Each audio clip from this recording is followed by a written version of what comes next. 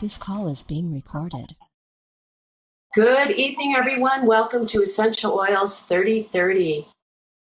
I'm going to mute everyone at this time. My name is Joan Lucci. I'm your host. I'm also a wellness advocate with doTERRA International. Today is Thursday, July 13th. It's also Embrace Your Geekness Day. I have a feeling there's a few of you on this call that are going to relate to this. In fact, you should see what I look like right now. I have about 5 rubber bands on my wrist, a pencil on my ear, about 20 windows open on my desktop, all of my reference materials. So who's a geek here? Anyway, my goal tonight is to have some fun with this. I'll share something about my inner geekness, and I hope that you'll do the same. And we will get to essential oils here. But first of all, Wikipedia offers a definition and makes the assertion that you are probably a geek or becoming one if you find yourself deeply passionate, maybe even proud about your interests. You consider them an inalienable part of yourself. So let me ask you, can you relate to that comment? Is it possible that you and you and you and you and I are all essential oil geeks? The article continues with its description. Geeks are sometimes socially awkward, but their passion helps to balance this awkwardness. So I kind of liked that too. Anyway, tonight I would like to steer the conversation around the geeky aspects of essential oils.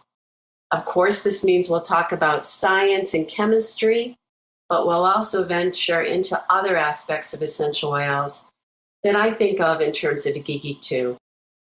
So just remember, the goal here tonight is to have fun with this. I'm sure we'll all learn something in the process, and I'll do my best to keep the conversation lighthearted and down to earth. And I do need to warn you, we're having sort of a thunderstorm. Our summer monsoons have begun. So you might be hearing some crashing and maybe hearing me jump, hitting the ceiling a few times. Anyway, that could happen. But thank you so much for joining us tonight.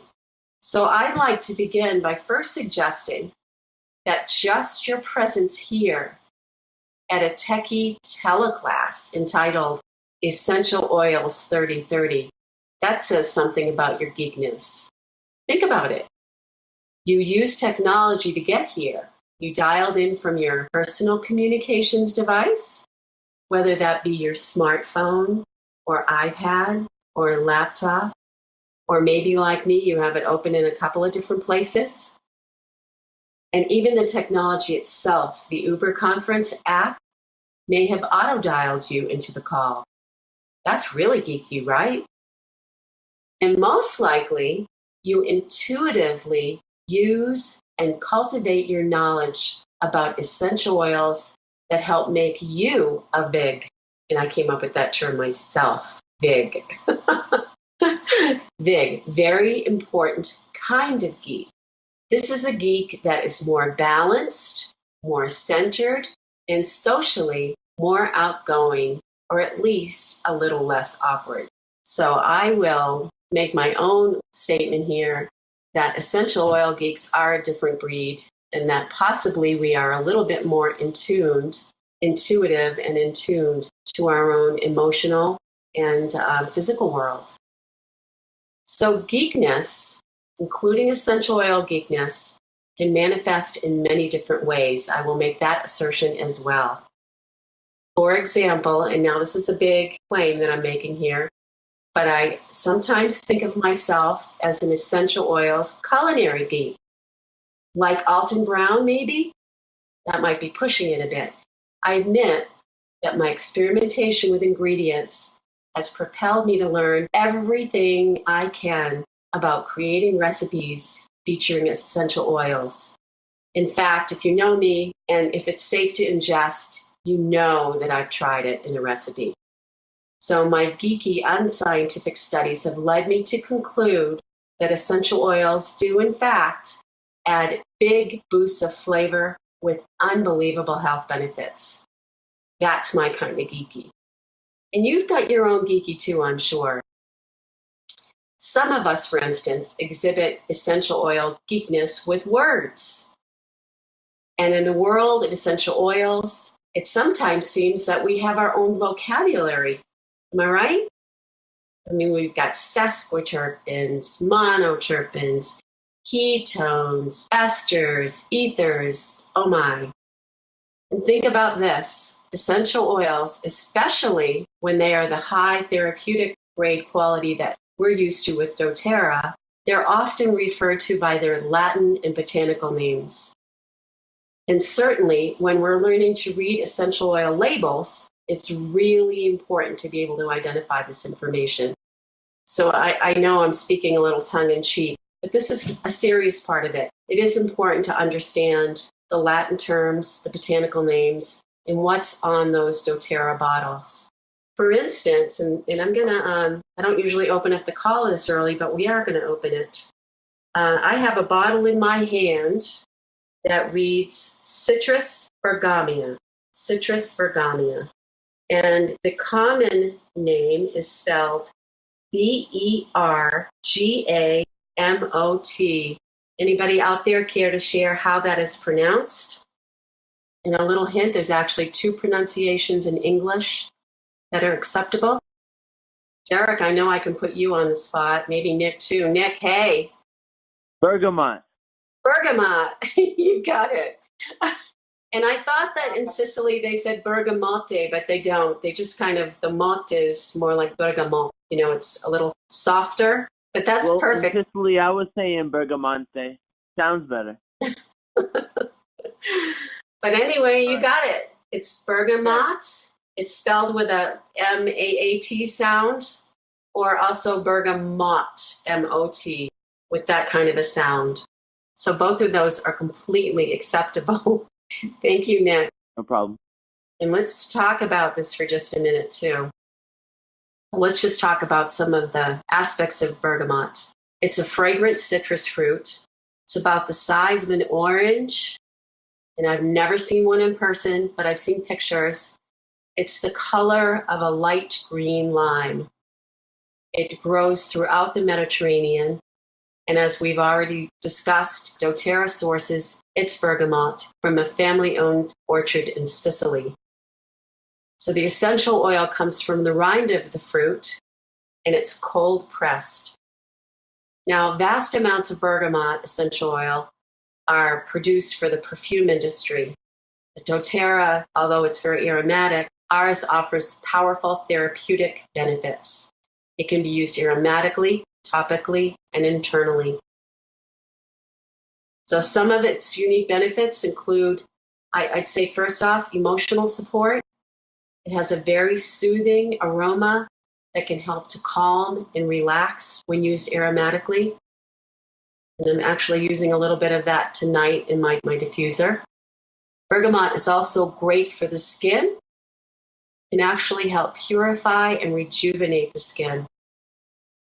So you will sometimes see bergamot as an ingredient in beauty products.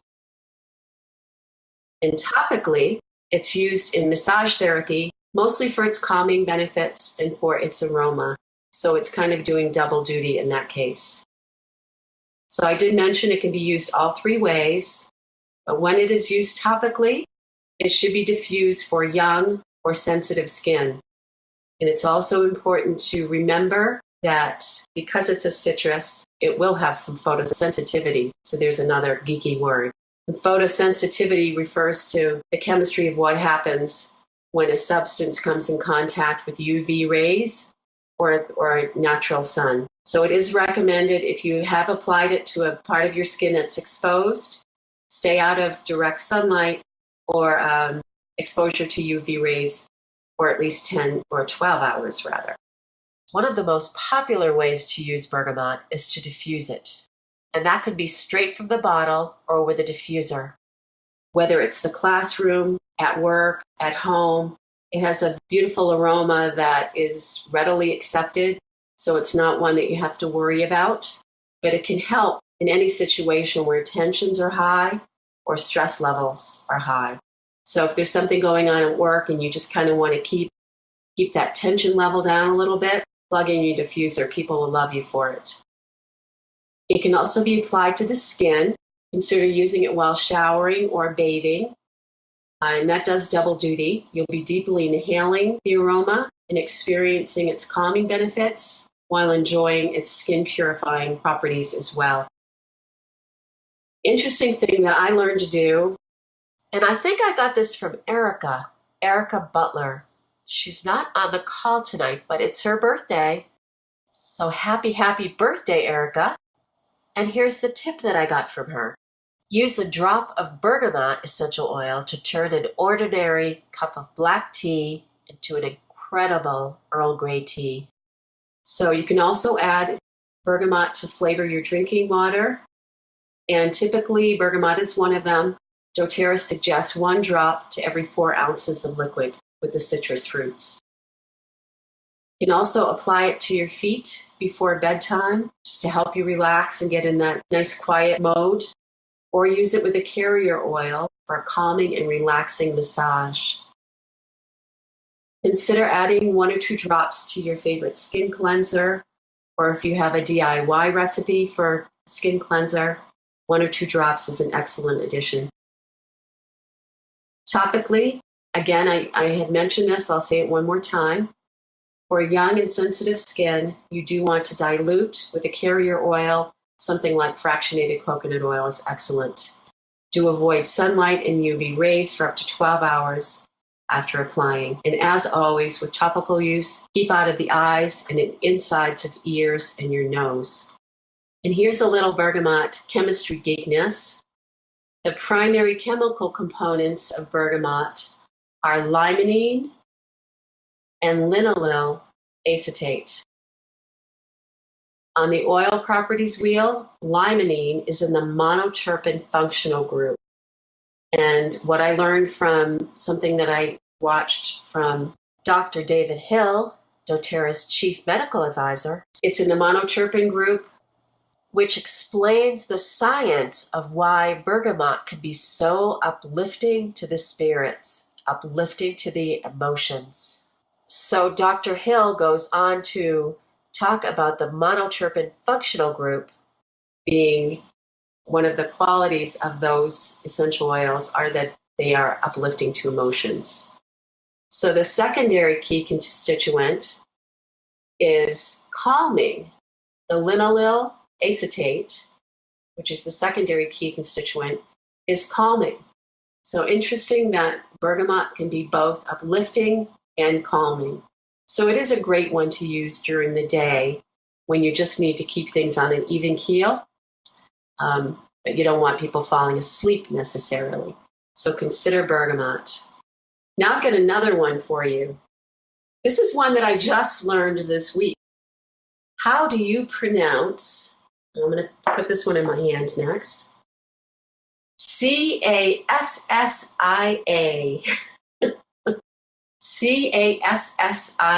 It's becoming one of my favorites.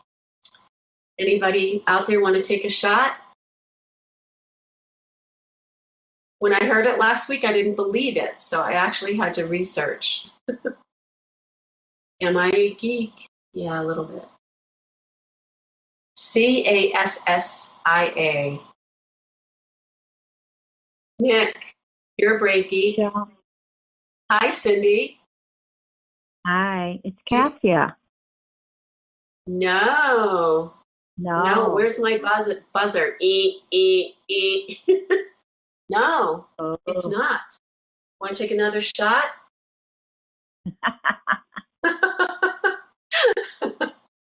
I don't know. I'm being uplifted by the bergamot that we have going on here. You do? Really? Yeah. That's so cool. Yeah. I know. So we're silly geeks tonight. Oh, I'm wrong. You're wrong. I'm sorry. Anybody else want to guess?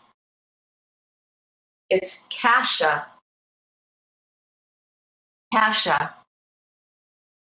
Kash and then that backwards E. Cassia. Isn't that interesting? So that's going to take me a little while to get used to that one. So cassia is a close relative to cinnamon, as most of you already know.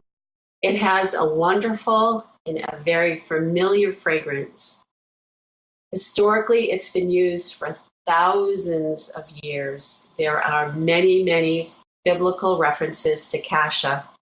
And actually, Nick has a great website that it's called spatterforoils.com. And there's a biblical section. So check that out. There's many biblical references, which I find. I think there are actually maybe more biblical references to cassia than cinnamon. So cassia. It can be used aromatically, topically, and internally. And when it's used internally, it should always be diluted with something like fractionated coconut oil or some other carrier oil. So one of the really great ways to use it is internally. You can just add 1 or 2 drops to your drinking water or a warm tea. It could even be added to a nice healthy breakfast cereal. And one of the things it's very, very good for is supporting cardiovascular function. So keep that in mind. Anyone that might have a condition where they're having trouble with cardiovascular function, cassia could be a very good essential oil for them. So it also can be used as a digestive aid, which I think a lot of us out there were aware of that. It can also use to help support the immune system. And that's one of those ones, the chemical components are such that it greatly benefits the immune system. Also, it works similarly to cinnamon in that cassia can help balance blood sugar levels in our body. So anyone that's dealing with any kind of an issue in that way, consider using cassia on a daily basis, adding that to your diet.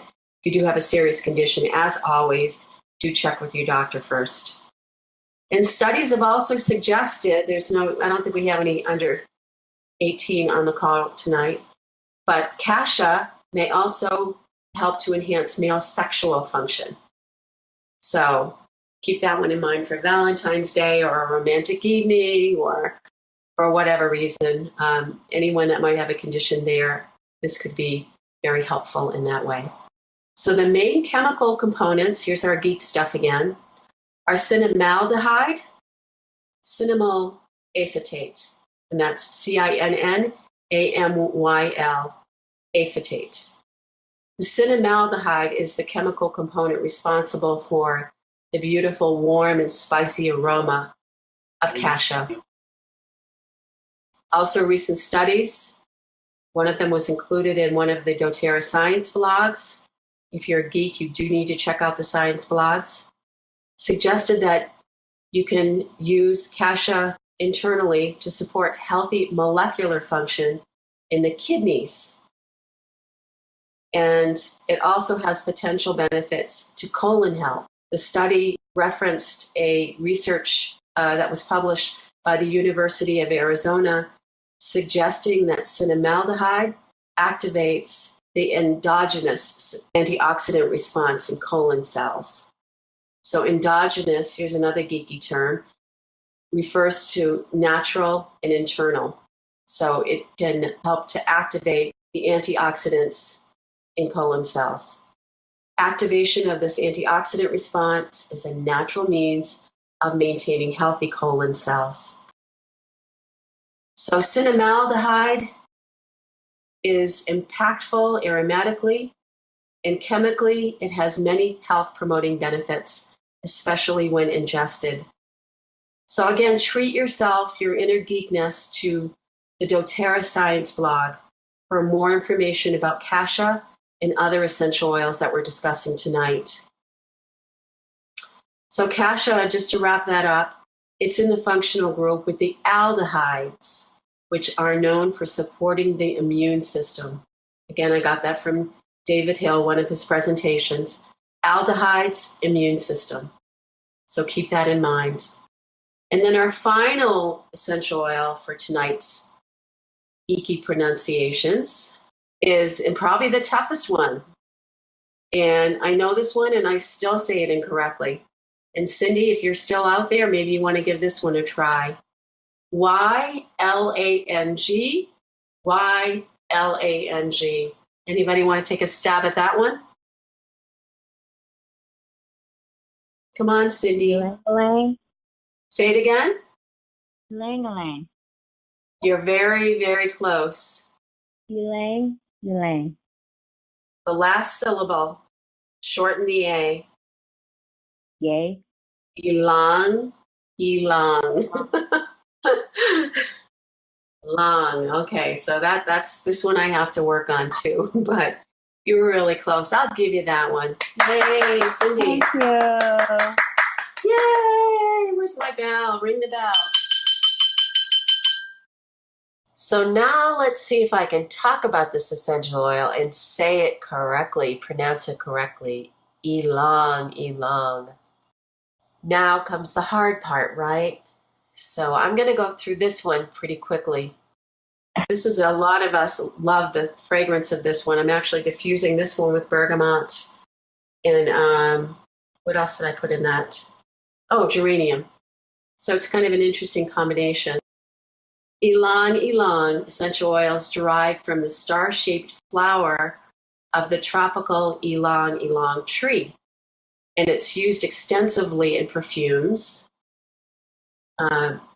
Again, like the bergamot. And it's also very highly thought of in aromatherapy circles. So it's very similar to jasmine. Ylang Ylang has been used for centuries in religious and wedding ceremonies, specifically.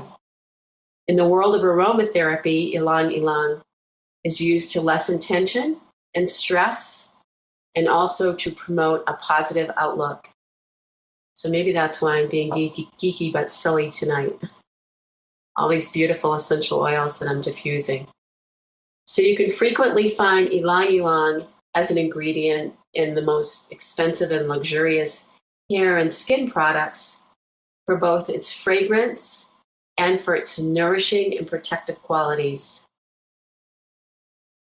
If used internally, Ylang Ylang provides excellent antioxidant support. And part of this is because it's on the oil properties wheel. It lives in the sesquiterpene backbone and also in the sesquiterpene functional group. This whole group of essential oils are cell renewing. So think of sesquiterpenes and cell renewing properties. Also, sesquiterpenes have the ability to surpass the blood-brain barrier and enter brain tissue. So it's one of the few things in nature that has the ability to do that, and it does it naturally. So part of the reason is the molecules in Ylang Ylang, or in the sesquiterpenes, are larger than in the monoterpenes. They have a very strong aroma, so that's another hint that it could be a sesquiterpene. Also included in that group are sandalwood and ginger, myrrh, vetiver. So Ylang Ylang is in great company. So those were the majors. And again, that's ginger, myrrh, sandalwood, vetiver, and Ylang Ylang. And then as minor constituents, sesquiterpenes are found in bergamot, one of our other ones we're talking about tonight, cinnamon, clary sage, clove, cypress, white fir, frankincense, geranium, helichrysum, lavender, lemongrass, melaleuca, and peppermint. So what a great list. These are all sesquiterpenes, either in major or minor proportions. So let's get back to a more practical look at the benefits of Ylang Ylang. Again, it provides antioxidant support when it's ingested. We already mentioned it can help the appearance of healthy skin and hair when applied topically. It can lift mood and also offer a calming effect when diffused. And it can be used all three ways, aromatically, topically, and internally. It can be used neat, so there's no dilution necessary. A great way to use Ylang Ylang is to put yourself in a beautiful, relaxing bath, either just it by itself, or you might want to add a little bit to some Epsom salts.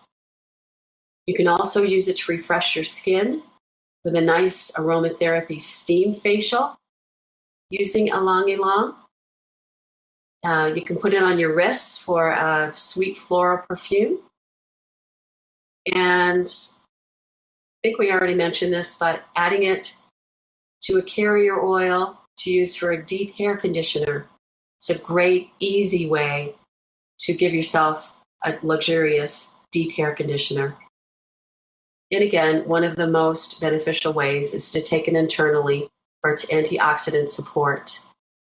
So the main chemical constituents that you'll find in a pure therapeutic grade Ylang Ylang include germacrine, caryophyllene, and farnesene. Those three. Of course, many, many more. And I should mention, haven't mentioned this yet, but essential oils can contain hundreds of chemical constituents, something like frankincense, over 200. So do keep that in mind. When we talk about the chemical components, we generally will talk about the first tier, the main chemical components, and then maybe the secondary. It's 6:30. It's time to wrap up my part of the presentation, and I'm just hoping that you're embracing your geekness and that you'll continue to seek out more science and more knowledge as it relates to essential oils. And if you're craving more geeky science, there's a webinar tonight at 8 p.m. Mountain Time. It's free, and it's part of the doTERRA Empowered Life series. The topic is digestive health and detoxing. So if you can't make it this evening, a replay, it will be available, and you can just Google Empowered Life series to find this one and many more. So next Thursday, our Essential Oils 3030 will take us to Moon Day, and we'll explore essential oils for the romantic adventurer and everyone. So I do hope that you can join us next week. And as always, these webinars, these teleclasses, are recorded, so you can find them at santa.fe.com/archives. So at this time, I'd like to open the call for your comments, questions. Maybe you have a fun, geeky, essential oils story to share or little piece of obscure information, whatever it is that you'd like to discuss with us. Just press star to unmute. And I see Derek unmuted. Hi, Derek. Hi. This is just geeky picky-unishness. Okay. I think that the word acetate is pronounced acetate, not acetate. Yes, Derek, you are 100% correct. Thank you for the correction. I do this all the time. The word is acetate. It looks like acetate, but it's acetate is the correct pronunciation. So I will try to include this with the notes on the recording of this teleclass. Thanks so much. Okay, we're getting a question from the audience by email. This is from Amara, whose daughter is going into the first grade. Dylan's going to be in first grade this fall. She asks a fun question. Any suggestions on essential oil projects for geeky kids? I love this question. And actually, I have a pretty good answer. On the doTERRA Science blog, there's a whole section that's just for kids, science for kids. So if you Google doTERRA Science blog and then maybe Science for Kids, it'll bring up some great articles. There's coloring pages. There's a whole section on dealing with emotions. I think this would be fine, even for younger children. Of course, you'd have to read to them, but it kind of helps them identify what their emotions are and think about good ways to deal with different emotions. There's also a doTERRA and the Lab density experiment. Really awesome. They're showing 3 different essential oils, lemon, wintergreen, and cinnamon, I believe, and how their densities all do really different things with water. So obviously these are things that you're going to want to do with your kids, but really, really fun. There's an article that talks about the scientific method, and it's in kid terms, so very easy to understand. There's another fun article that's just about memory. So do take a look at the science blog and check out the science projects for kids. All of them come with activities that you can download and little mini experiments. So I love this question, Mara. I will send you personally the link to some of these pages. But let us know how that goes. And next time I'm in Boston. Last time we made little perfumes for Dylan. And this time we'll try something different, like an experiment. And maybe even cooking with essential oils. So thank you, Amara. And I have one more question coming in as a text. I think we're having a little trouble with phones tonight, so I'm sorry about that. The texter would prefer to stay anonymous, but she's concerned about one of her parents who's aging and really having some difficulty with memory issues. She's wondering if it's okay to talk about the Colombian research that was done and referenced in one of the doTERRA science blogs. The article talks about the importance of a good healthy diet, a diet rich in fresh fruits, vegetables, and healthy fats, especially omega-3 fatty acids, for optimal brain health. But this study and many other studies that are being done are showing some promise for natural solutions such as essential oils. And this specific study that she's referring to and that's referenced in the blog examined the effects of ingesting linalool for 3 months. This is research that was done in Colombia, as we mentioned, and conducted during a preliminary preclinical study. So over a 3-month period, those who ingested linalool did report improvements in learning, memory, and overall cognitive health. The linalool also showed marked improvements in emotional health. So linalool is a chemical constituent that is major in several essential oils, including lavender, clary sage, basil, cilantro, and coriander. So I think we're all pretty familiar with those. Maybe you've never tried clary sage in a recipe, but it can be used in lots of different savory things. So I would encourage, if you have questions about how they can be used specifically in culinary applications, just zip me off an email, joanlucci@gmail.com. I'd be happy to share some ideas with you. So thank you. Can't mention your name, but friend of mine, and we were talking about this last week. So thanks for reminding me about this study and how wonderful and powerful linalool and these other essential oils can be. So my fun geeky friends, this concludes part 1 of our program this evening.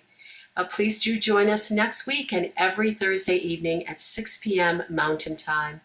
Simply dial into this Uber conference at 505-570-5809. And thanks so much for joining us. Have a wonderful weekend.